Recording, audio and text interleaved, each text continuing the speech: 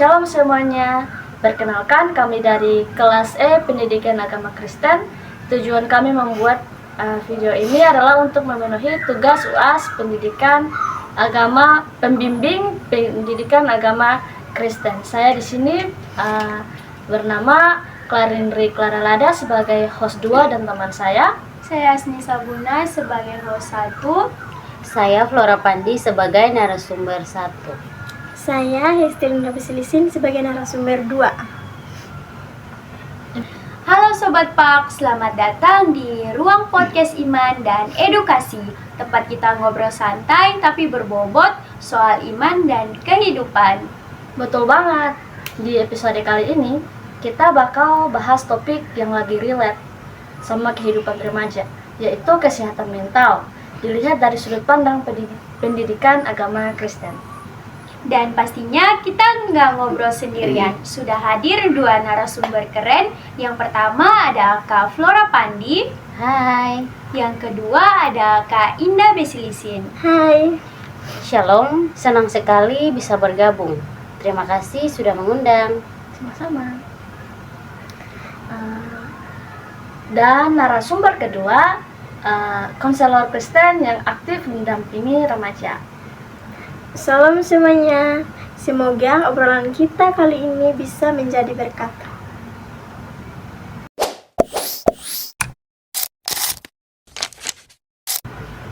Kalau kita lihat realitas sekarang, banyak remaja kelihatan baik-baik saja, tapi ternyata menyimpan banyak tekanan.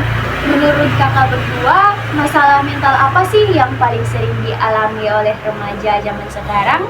Menurut saya yang paling sering itu kecemasan, overthinking, dan rasa tidak percaya diri.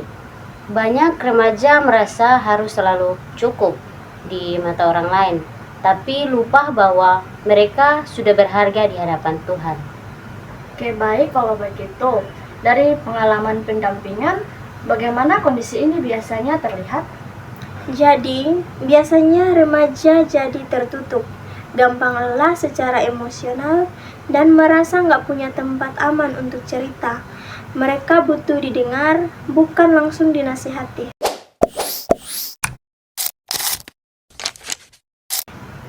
Nah, disinilah pendidikan agama Kristen punya peran penting.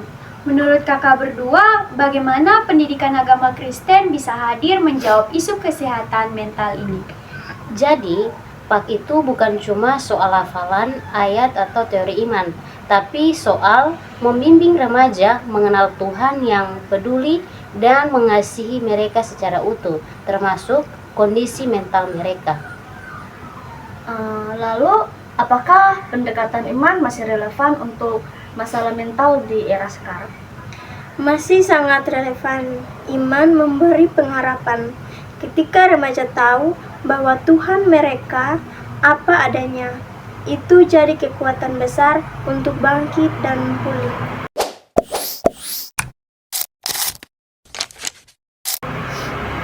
Nah, secara praktis, apa yang bisa dilakukan oleh guru pendidikan agama Kristen atau pembina remaja?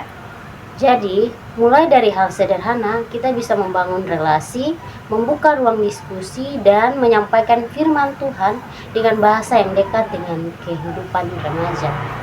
Jadi, pendampingan berbasis iman itu soal hadir. Kadang bukan jawaban yang dibutuhkan remaja, tapi kehadiran yang tulus dan doa yang menguatkan. Oke, baik, dari penjelasan kakak berdua, sebagai penutup di sini, apa sih pesan singkat untuk para pendidik dan pendamping remaja sekarang?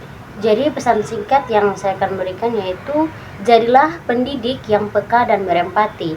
Biarlah PAK menjadi ruang aman bagi remaja untuk bertumbuh secara iman dan mental.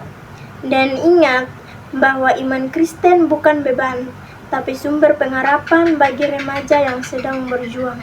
Terima kasih untuk sharing yang sangat bermakna. Oke, semoga obrolan ini bisa membuka perspektif kita semua. Sampai jumpa di episode berikutnya. Tuhan memberkati. Shalom.